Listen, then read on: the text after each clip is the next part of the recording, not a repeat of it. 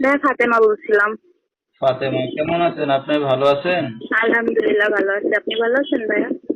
মাশাআল্লাহ, অনেক ভালো আছি। ফাতেমা, কোথা থেকে বলতেছেন? আপনার দেশের বাড়ি কোথায় ফাতেমা?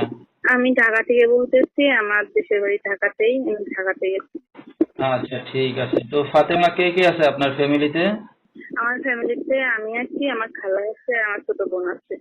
আচ্ছা, দুইটা বোন আর আপনার খালা। আপনি কি করেন এখন? আমি এখন সেলাই মেশিন এটা বিয়ে করার জন্যই তো আসছি এখানে, যে একটা ভালো মনের মানুষের জন্য, যে ভালো রাখবে ভালোবাসবে, এরকম একটা ভালো মনের মানুষের বুঝুয়া মানে জোয়ান কিংবা বুড়া কিংবা হয়তো সে রোমান্টিক আনরোমান্টিকের মধ্যে কিন্তু ওটা আসে না।